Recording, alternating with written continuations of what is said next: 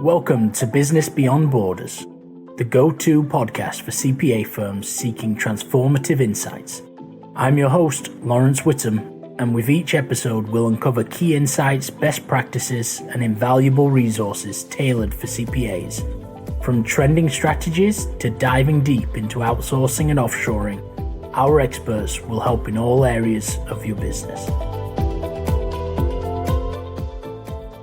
Hey everybody, and welcome back to Business Beyond Borders. I've got a very special guest here who has also had me on their podcast, and I'm sure you've been on multiple episodes there in terms of growing your firm, and also Jetpack Workflow is their CAS workflow software, which I'm sure you're very well aware of. I know that it's a very popular one, and even met each other at a couple of events recently, and there was some fanboy people in the crowd and stuff at Profit First, which was pretty funny. So then I got to know about your podcast, and like I said, a bit more further along the game than myself. So taking notes from you a lot of the times. So this is David, and do you want to give a little bit of an introduction about you and yourself? Yeah, absolutely. Appreciate the kind words about the platform and the software. So I'm David Cristello. I'm the founder and CEO of Jetpack Workflow. We're a cloud-based platform that helps CAS departments, tax firms, bookkeeping, payroll firms really take all their services, standardize it so it's aligned and in the cloud. We help them automate things like recurring deadlines, and then we help you track it in a very quick and simple way so these critical deadlines don't fall through the cracks. We've been doing this for about 8 years. We've been on the Inc. 5000. We support north of 1,000 accounting firms, primarily in North America, but all over the world. And, we're excited for the future of workflow and kind of where the profession's going.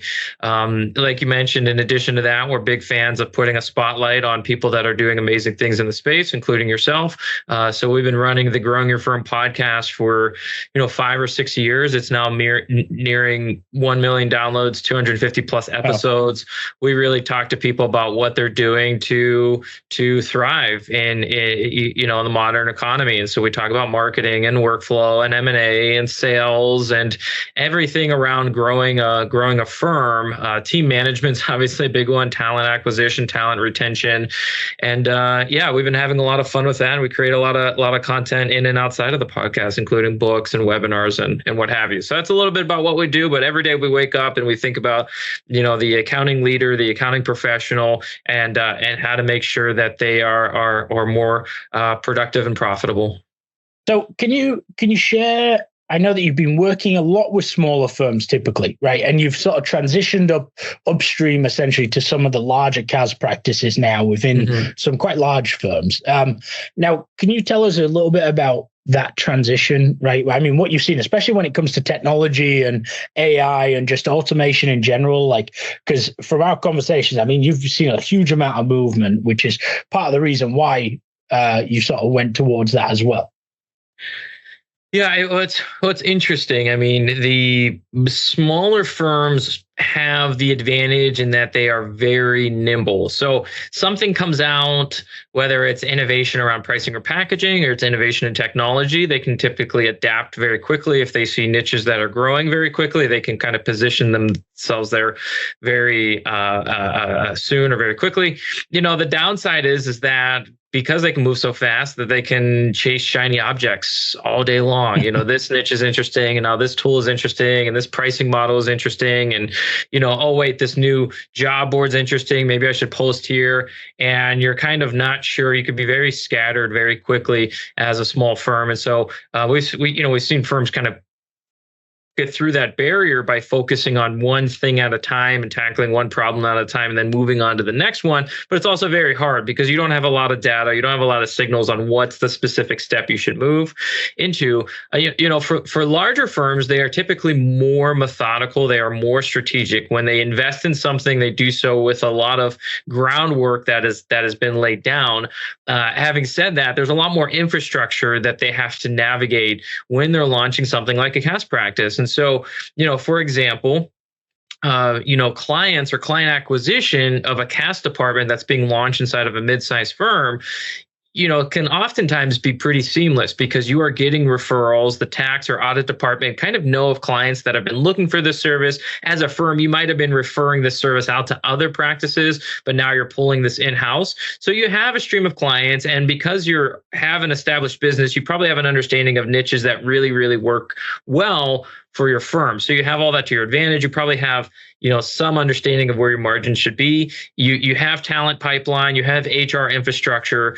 But then the challenge is, CAS is fundamentally different from other services that you're offering, if for no other reason that, one, you're going to have a ton of recurring deadlines and due dates. It's on monthly schedules, on weekly schedules, on biweekly schedules, on quarterly schedules. So the quantity of things to track expands exponentially relative to other departments. And then the additional facet is your pricing model might need to be adjusted. If you haven't done fixed fee, you probably need to go into fixed fee. If you haven't done value, you might want to explore value-based billing.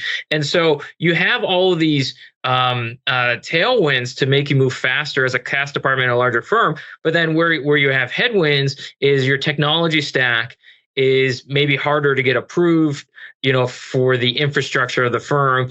If you're going to innovate on pricing and packaging, then it raises fundamental questions around what do you do with timesheets and time tracking. Now, you don't need to get rid of them, but they change. They fundamentally change. And so there's people change management that needs to happen, both in how you advocate for different pieces of technology, but then also how you package, price, and then manage the fulfillment of those services. And so those are very, distinct needs that happen in CAS practices. And it just takes them longer to kind of navigate because they have all this infrastructure, good and bad, that they need to work through in order to launch the CAS service.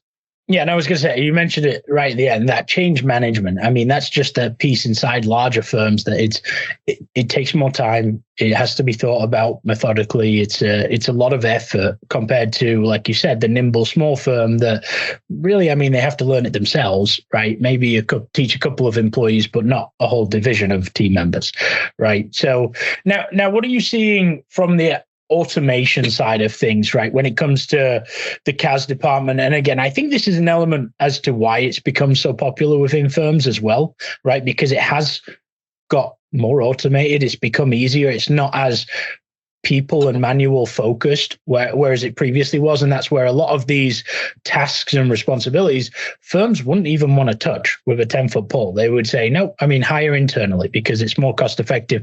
If I have to bill you for this type of stuff, it's not going to be worth it. Right. So how is that shift? What do you see as the shift?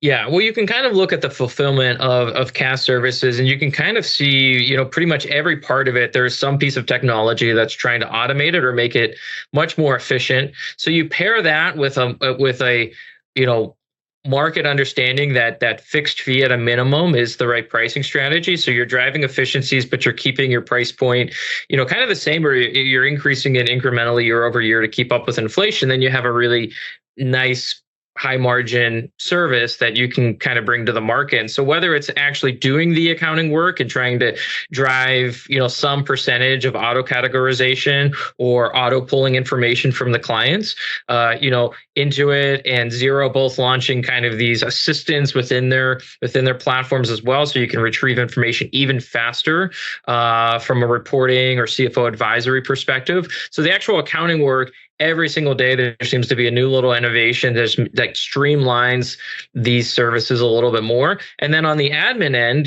this is where kind of we play. A lot of cases you're seeing the admin function become more efficient. So whether that's setting up the work, whether it's setting up the recurrence of work, or it's creating the handoffs and the triggers and the automations between team members, or it's the automation of tracking the status or the stage work is in. It's kind of your virtual AI project manager. We see a lot of momentum happening in that space. And so, every part of that fulfillment process should have a technology answer, even if you don't implement it today. I think it's really important, right? You can kind of look at the stack. You could see, okay, to fulfill X service, there's 8 things.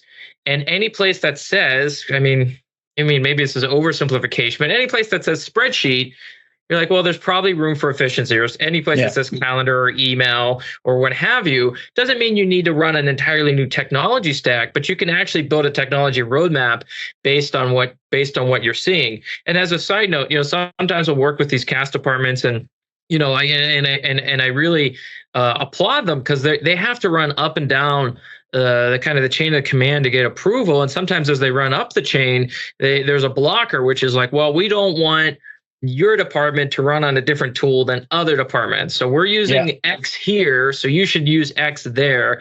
And then what happens is, that's the official order. But then guess what? Everybody uses a spreadsheet that sits in a silo that is like shared via email or in the cloud, or they do something in Drive and they share that across Google Drive. And so, I want to emphasize that tools will be solving these problems, whether or not it's ordained from the top that you can use it, or it's a spreadsheet that kind of sits in somebody's desktop file and that's what they use to track. But going back to what I said, you look at this tech stack, you look at every piece of the client journey, from communication to fulfillment, and then circling back to know when it's done. There's a piece of technology that should advance, should make more efficient, that should drive margins every step of the way. And that's how you build out your technology roadmap for CAS. And now, so that's one of the first steps, I would assume, right? Is that technology roadmap and really putting that in place. And I say the same thing from the outsourcing perspective. Is there's 99% of firms that are outsourcing have nothing documented, have no roadmap, have no idea where they're going to from that perspective. So it's funny, it's the same thing for the technologies. You don't have to do everything day one, but you have to have an idea. You have to put it in place so that now you can start taking steps and gradually go through these areas. Because again, as you said, it takes time to even then learn and implement a new software, right? So you can't do everything at the same time. Now, are you, from the Jetpack workflow perspective, have you found now coming into larger firms that you're also having to spend a lot more time during that integration piece than you would with, let's say, a small firm? Like, are you having to really educate on like this technology roadmap and say, okay, this is where we would fit in here. Now you've got to go back and you've got to figure this out before even really it's worth plugging us in, right? Or how do those conversations, how have you sort of set this up for the larger firms?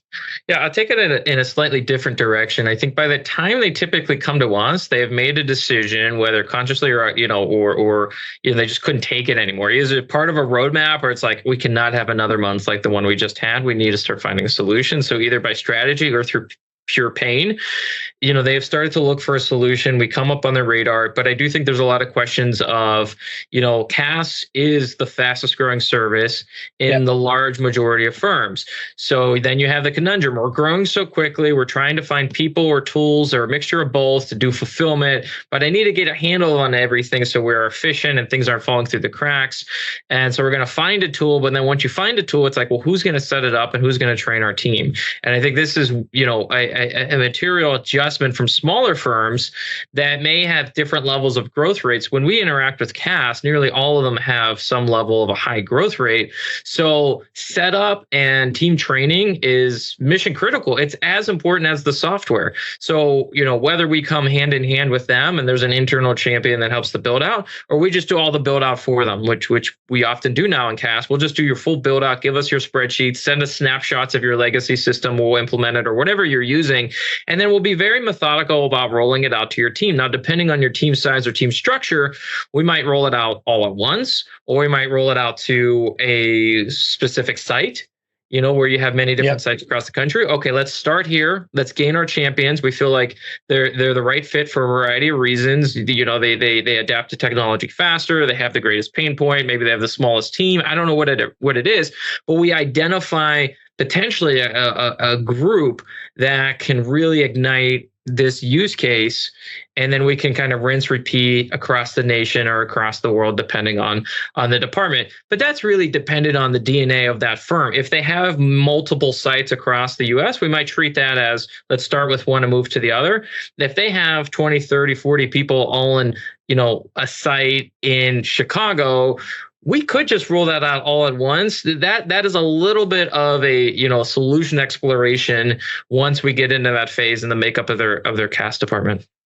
Yeah, and it's funny you mentioned just with the different sites as well, because I was talking to a managing partner of quite a large firm the other day, and he mentioned the same thing in terms of they've got about 20 different sites, and again, I think 8 different softwares. across the board. And again, not specifically to Kaz, but I think it was tax. He was like, yeah, I'm pretty sure we were using out of the tech stack for their tax stuff. It's like 8 different softwares across about 20 different offices. And he was like, we know we need to like get everything together so we can be efficient, but it's difficult because again, that change management aspect is where are they doing it first? And again, I think some of these offices came from acquisitions and things like that. So the culture, they were also working on culture and so many different aspects. So it's funny you mentioned that side of it.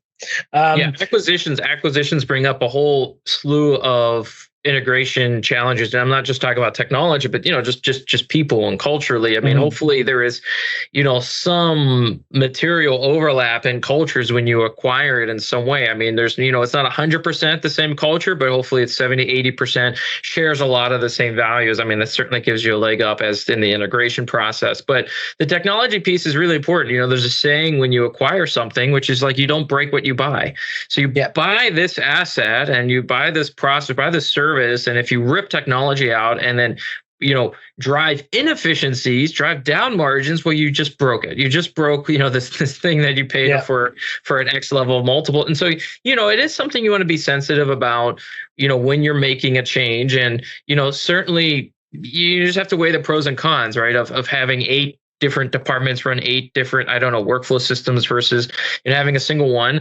But, the good news is it doesn't have to happen all at once. This could be a 3-year initiative to kind of roll, if you have 8 departments or 10 departments, every 6 months you're introducing this to a new one and you're tweaking and learning as you go. But it's something that doesn't happen, in a quarter. You can move everybody, but you also want to make sure that the move is for a great strategic reason.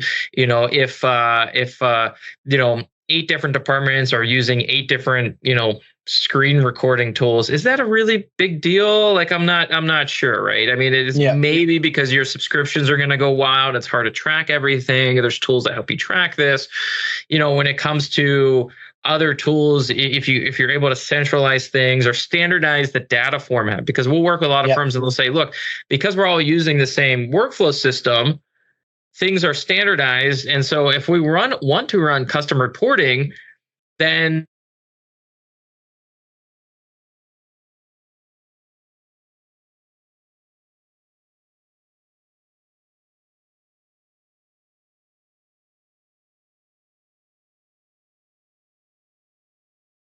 Hey, David, you there?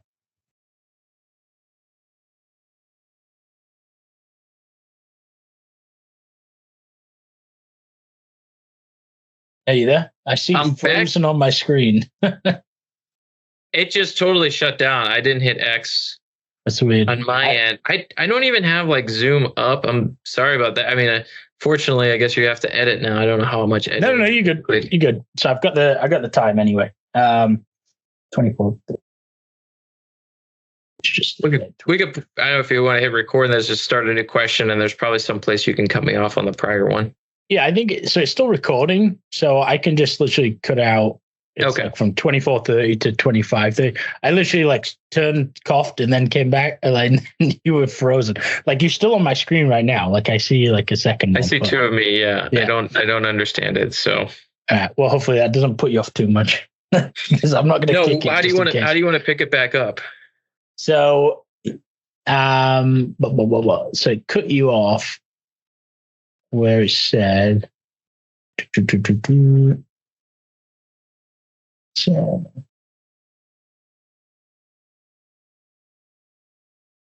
okay. Well, I'll pick it. I'll just get it started again. We'll talk a little bit about the AI side of things in terms of like just ChatGPT stuff like that. Now, if you're good with that. Good. Yep. All right. So it's 26:15.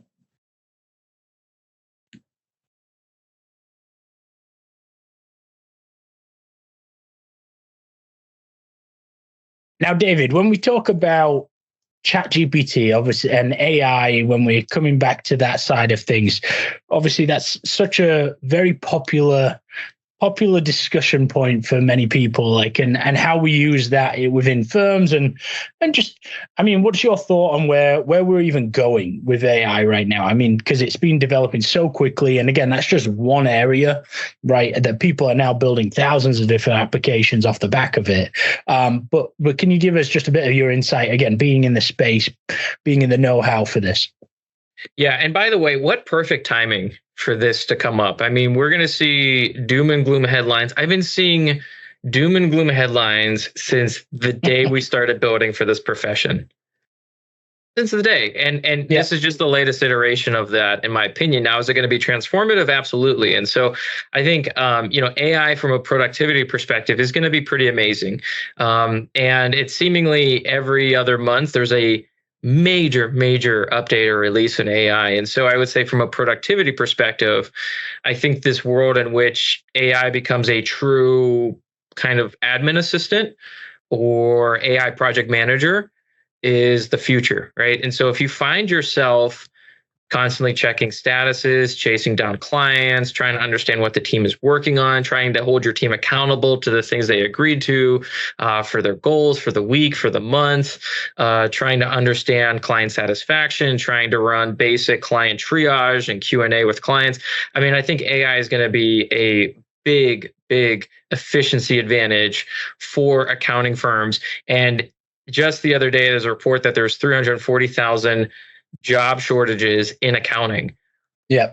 Certainly, thinking globally is going to help. And that's what everybody's doing, or at least everybody's thinking about, right? So we have this team onshore. How do we go near shore, offshore? How do we augment our team? Obviously, that's your world. And it's really important to think of your firm as a global firm, even if you serve locally. The next step is, how are you integrating AI into your practice to drive efficiency? Now, there is a lot of noise in the space. There's a lot of noise in the space. I talked about smaller firms earlier having shiny object syndrome. I mean, this is probably ringing many bells for a lot of people. And I would say probably the most important thing to do right now is allow yourself to tinker with this technology. Open up ChatGPT, ask questions, open up Dolly, create images. It doesn't have to be so accounting focused, but I would say open up some of these fundamental tools and just tinker with it, just play with it. So often transformative innovations feel like toys kind of early on. They don't really feel like, well, this kind of works for this kind of gimmicky thing, but it's not really going to work. Well, guess what? These technologies do mature. They will become fine-tuned. Whether that happens in 3 months, 1 year, 3 years, 5 years, I don't know, but it will not stop. And it's a really great time to just tinker with it. And I could say, obviously as a company, we're thinking about how we invest in the AI project manager kind of mentality and how we intelligently surface things, nudge things, create drafts for managers to review. We're thinking of all these things as we build out new versions of the platform. But I also just think in your personal life, download the mobile app of ChatGPT and have a conversation with it. Turn on audio. It's very eye-opening. Just do very basic conversations, right? So the other day we're asking about meal plans and we're having a conversation about meal plans. I opened it up. My son started talking to it. I didn't have to train him how to talk to it. I didn't say, oh, this is a thing and this is how you talk to it. It's, the innovation here is it took something that was 0 and 1s that had to be programmed and it made it entirely conversational.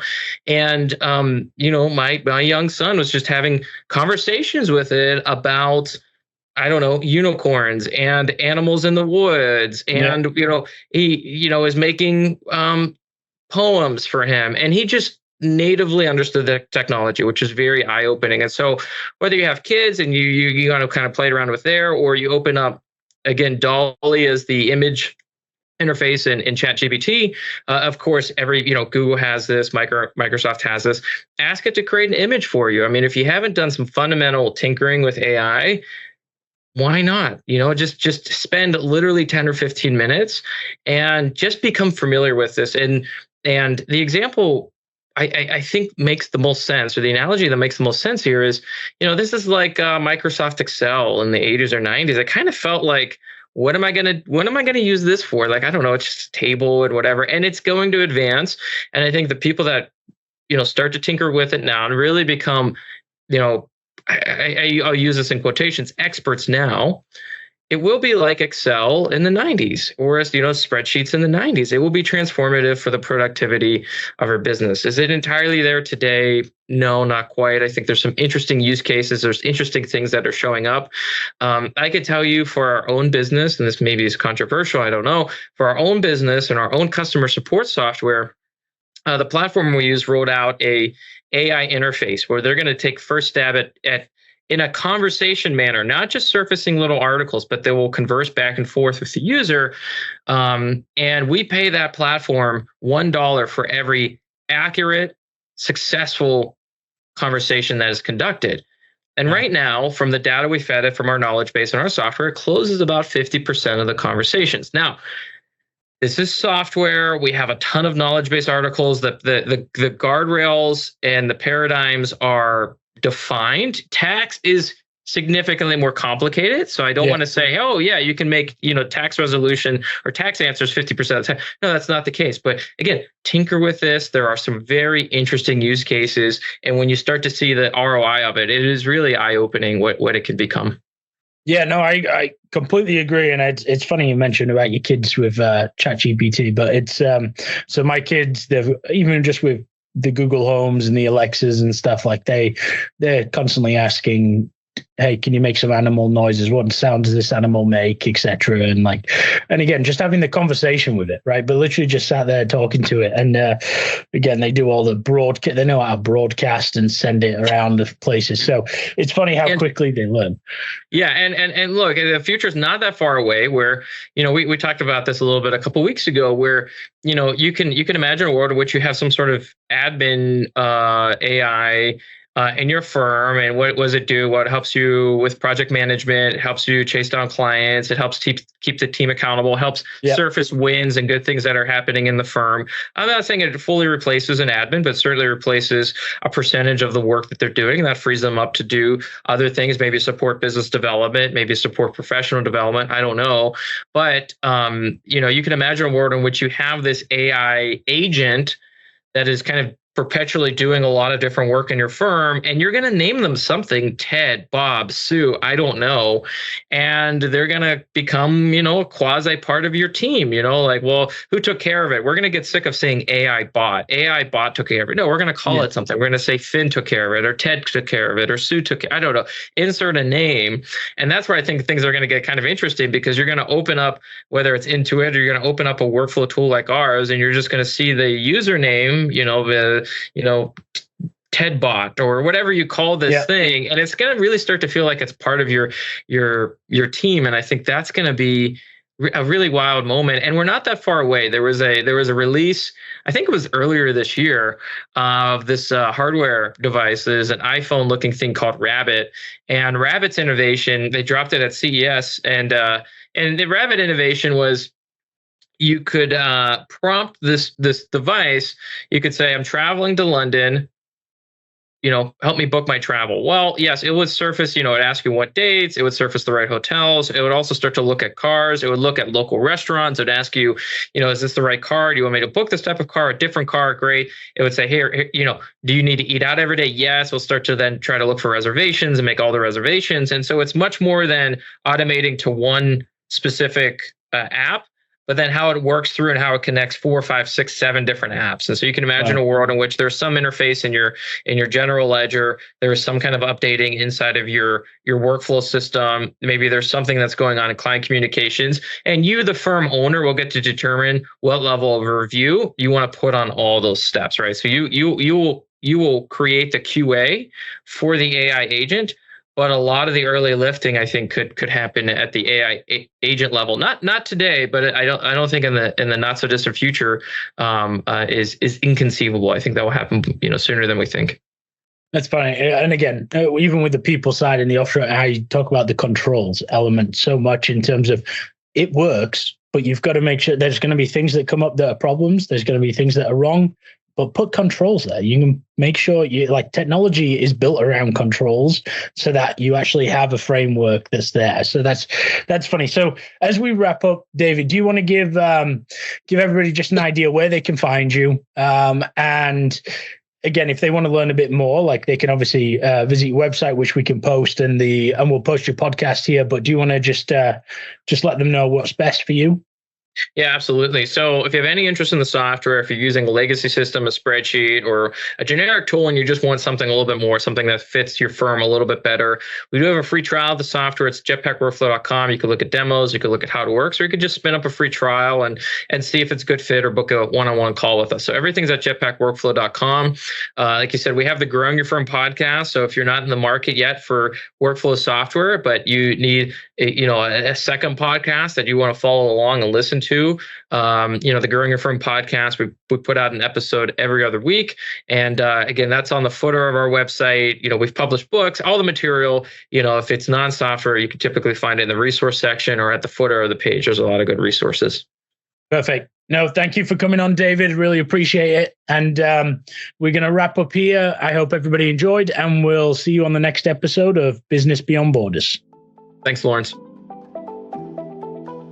Thank you for tuning in to Business Beyond Borders. I'm Lawrence Whittam, and it's been a pleasure bringing you impactful insights tailored for the modern CPA firm.